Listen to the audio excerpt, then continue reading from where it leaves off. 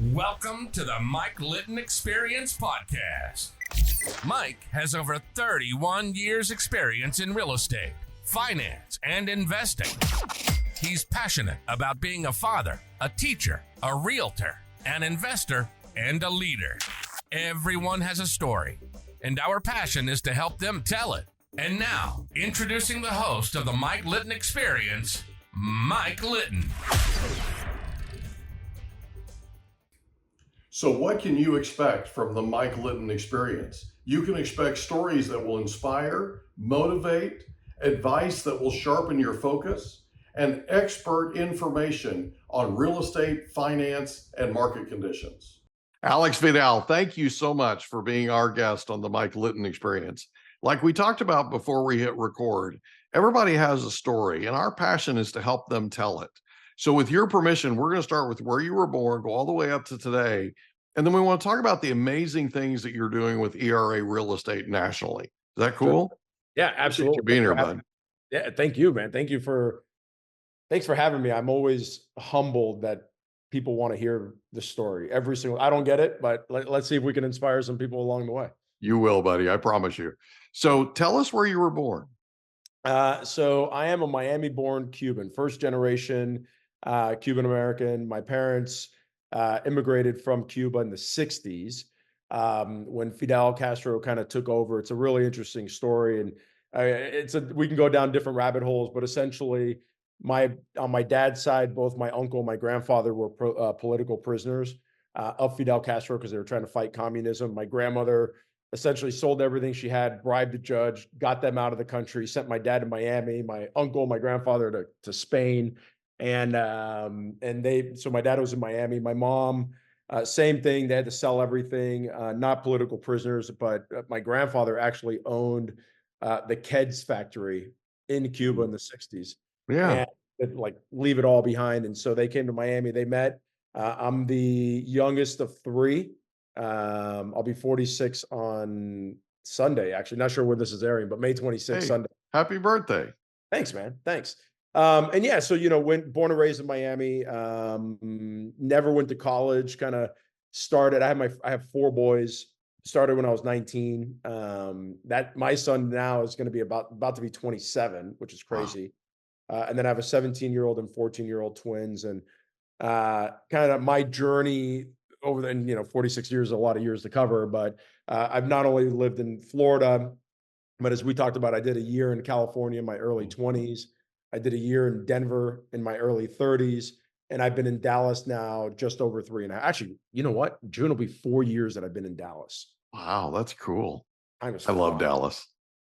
It's a cool town, man. It's interesting. I really do love Dallas. My kids are growing up the way we grew up, which was, we'd be out till late and, after dark. My parents never were worried about safety, just like we're not worried about our kids' safety. Yeah.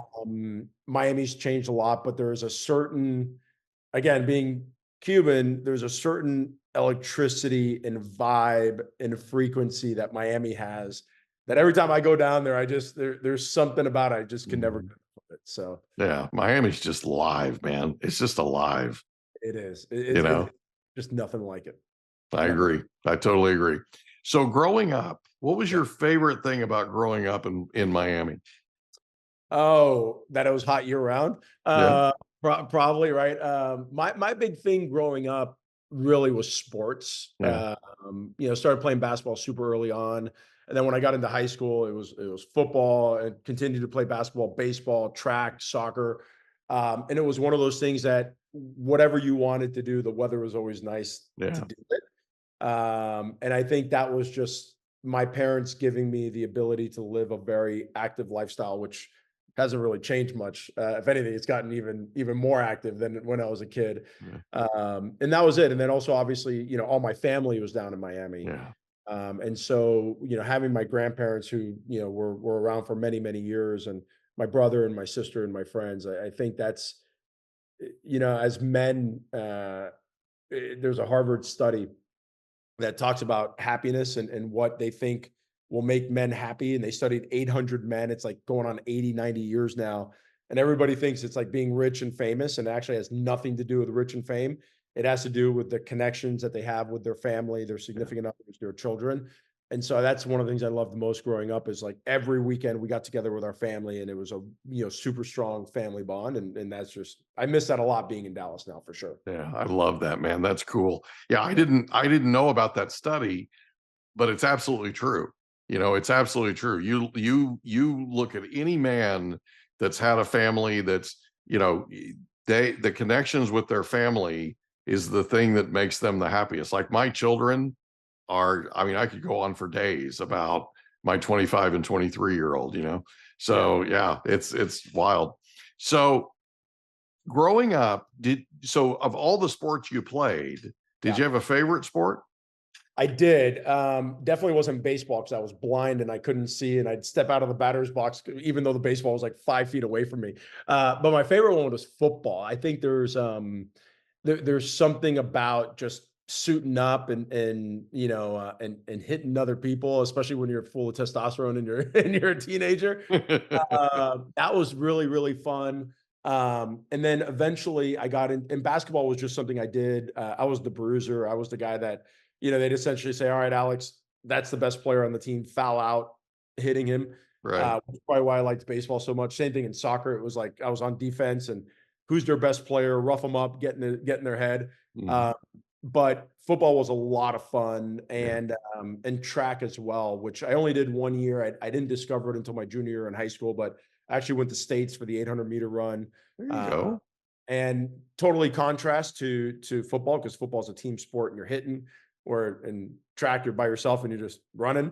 Mhm. Uh, but those two were my favorite for sure. Gotcha. In high school, did you have a favorite subject?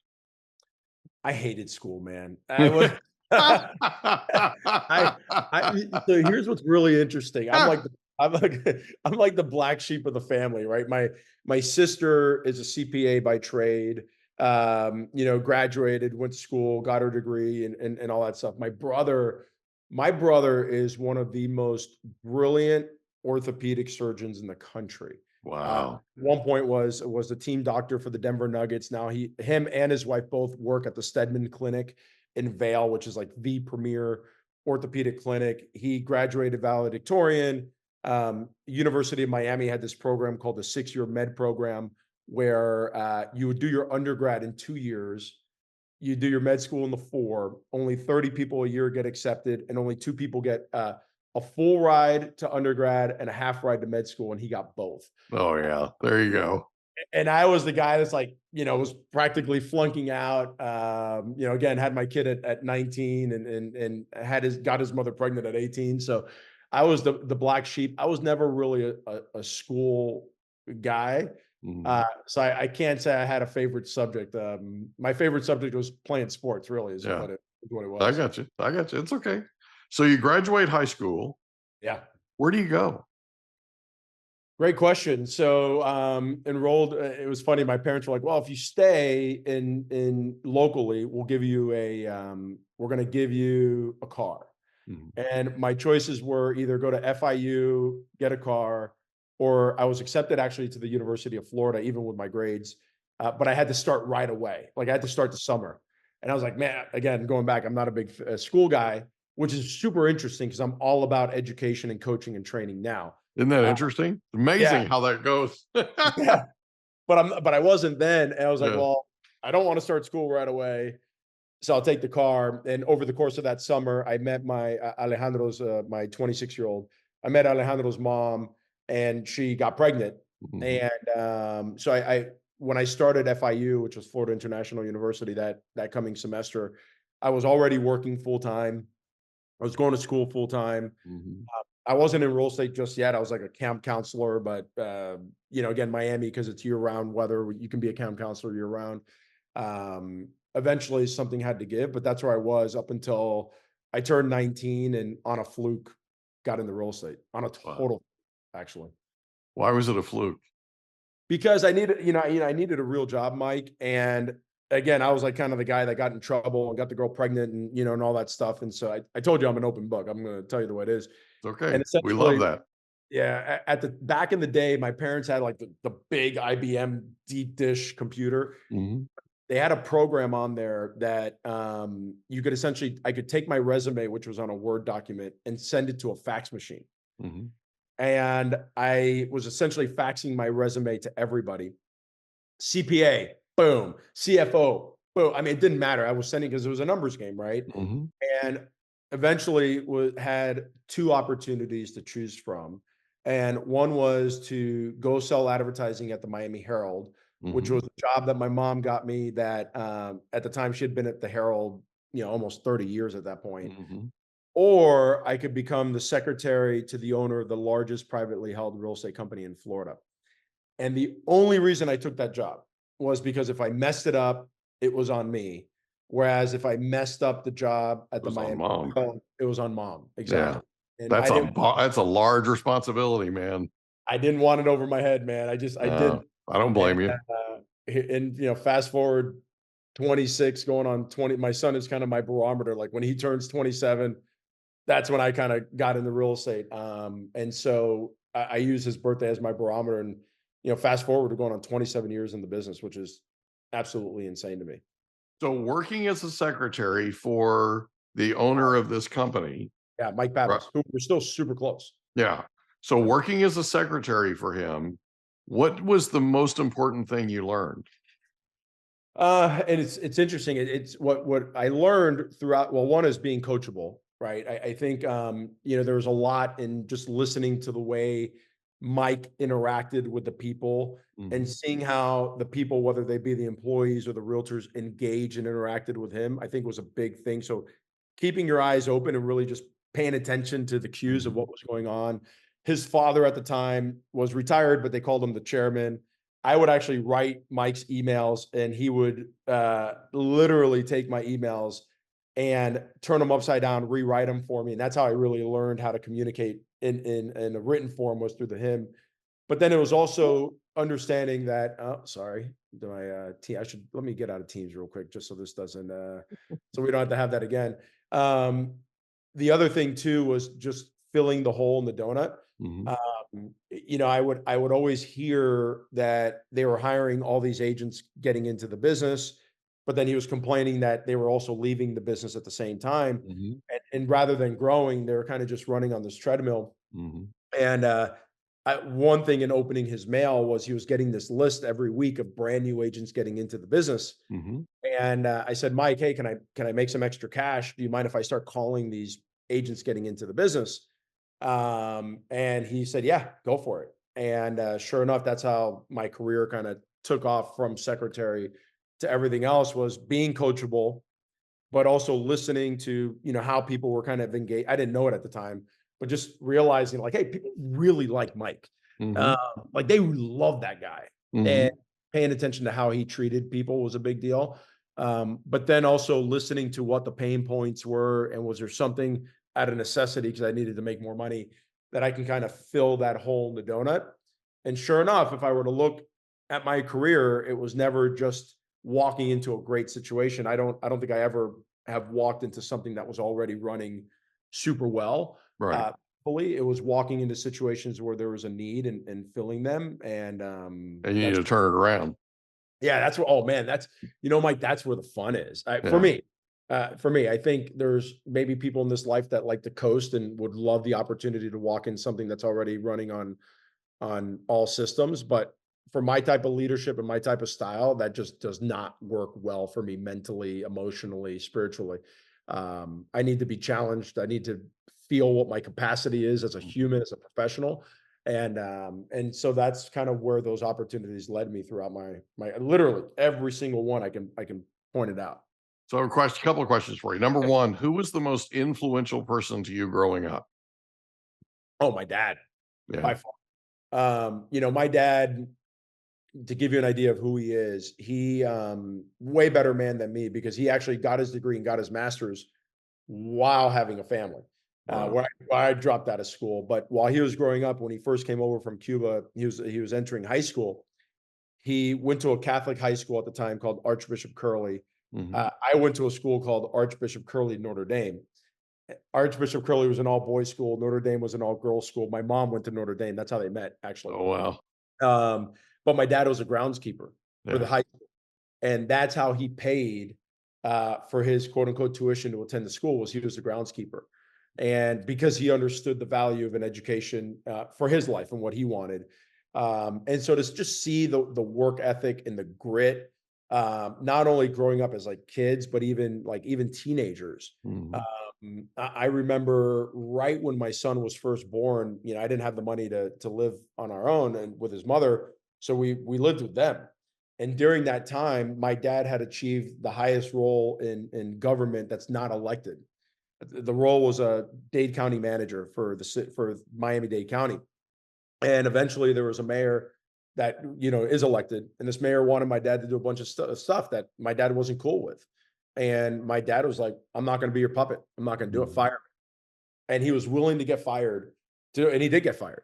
And so just to see my dad put in the work, put in the effort, stand by his values, I think that influence in my career was huge. And obviously, I look at my mom and I look at my grandparents and just what they went through and what they emulated for me was awesome. So having that strong nucleus of a family, and my mom and my dad and my grandmother and my grandfathers, was super cool.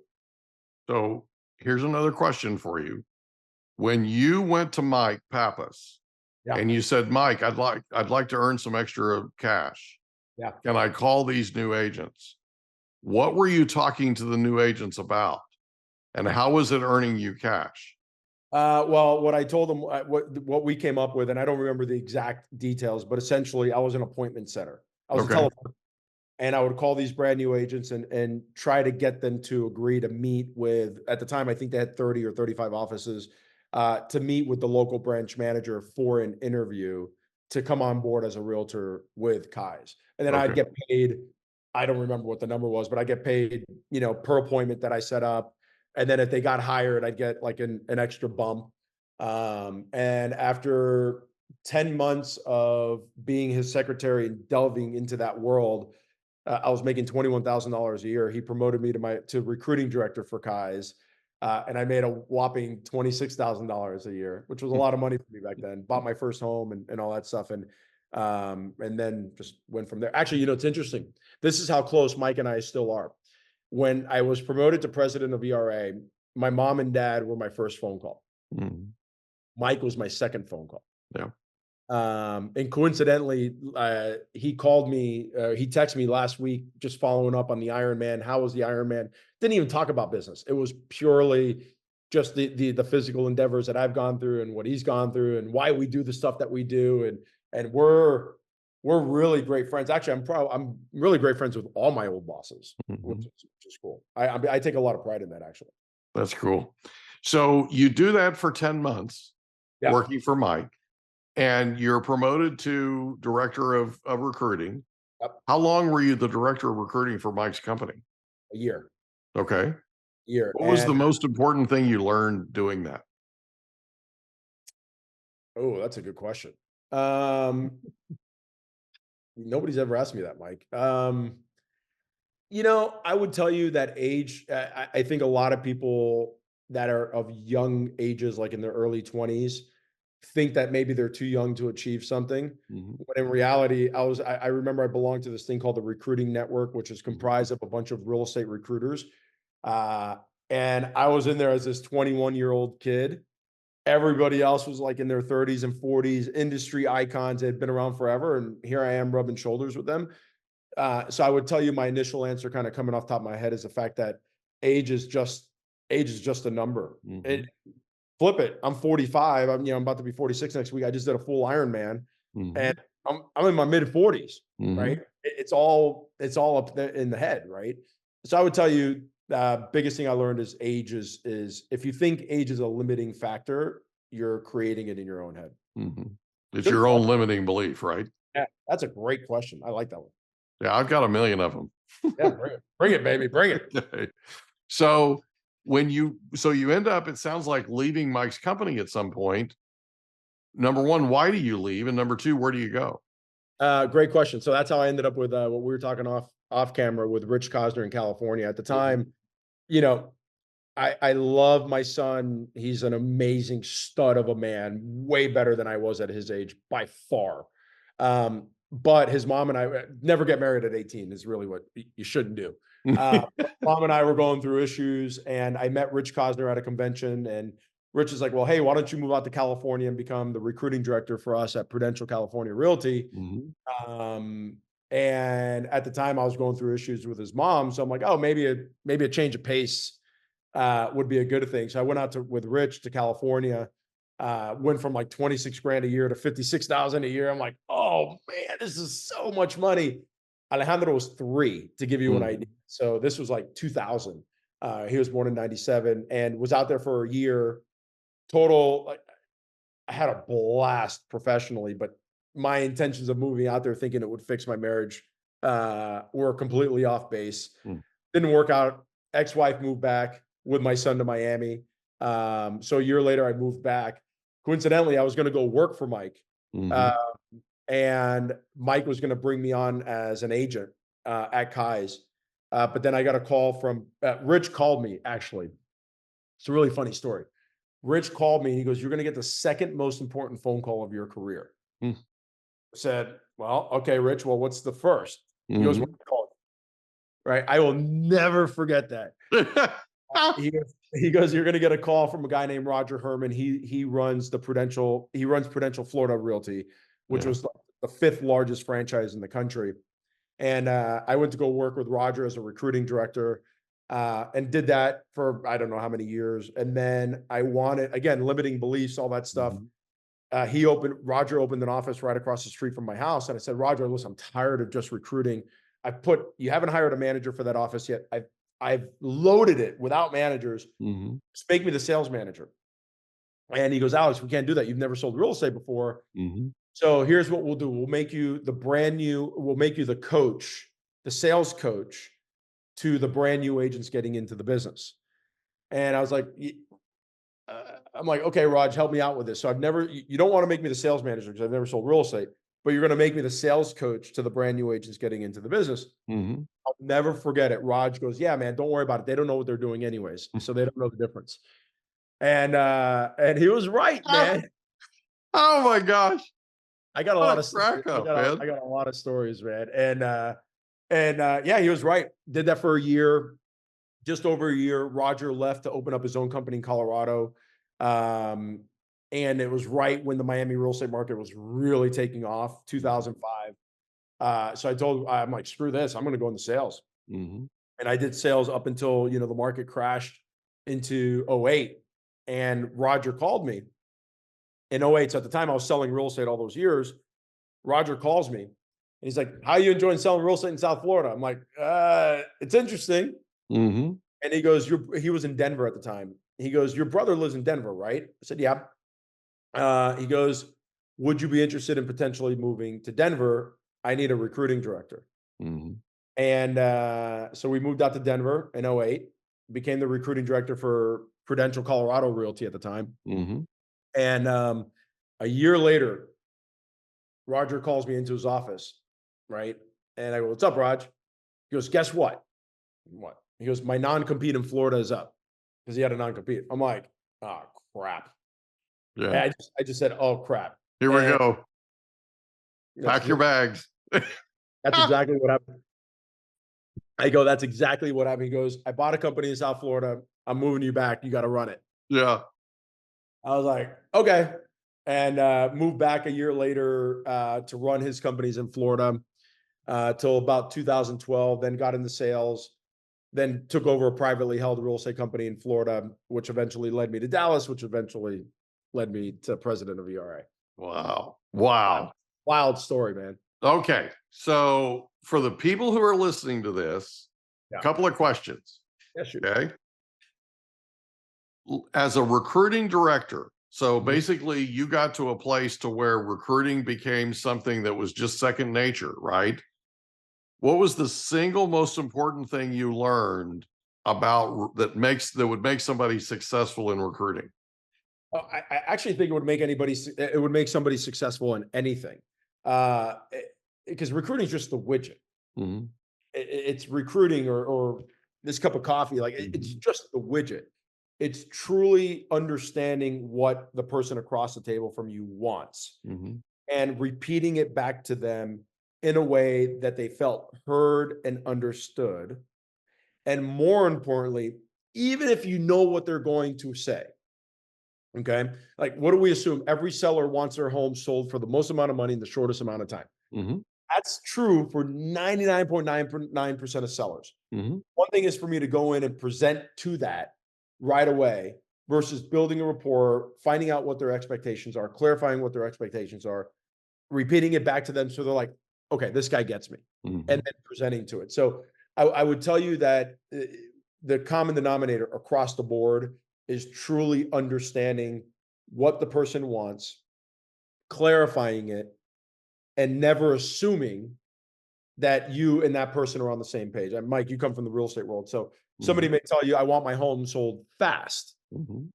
Well, your definition of fast and my definition of fast may be completely different. Mm-hmm. And then what's your definition of having the home sold? Is it going to contract? Is it closing? Like, that's just a super easy example. And so looking back, I think it was really just that understanding of don't assume, clarify, repeat it back to them, even if you know what the answer is. So I think the most important thing you said in this deal is so they feel heard. Oh, 100%. Listen, right? I'm twice divorced. It didn't work in my marriage, but it's absolutely worked in my business career by far. By far. I love that. I joke about that all the time. It's true. I learned in marriage counseling. It didn't work in my marriage, but it worked in business. Yeah, professionally, I'm nailing it, right? And you know, it's interesting. Personally, I am too, because everybody, I mean, listen, the first marriage doesn't count, right? I was 18, just stupid, right? But now, like, it's interesting. A lot of people are, you know, the common response to when you tell someone you're divorced or getting divorced is, I'm sorry. Yeah. And I'm like, you should be saying congratulations, because why do you want to be with somebody who doesn't want to be with you or that you don't want to be with? And as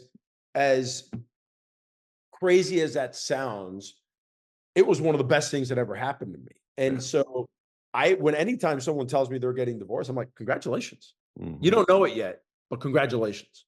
Yeah. And yeah, for me, it was a launching pad for me. But yeah, it didn't work in my divorce, but worked in business for sure. Okay. So running a real estate company. Yeah.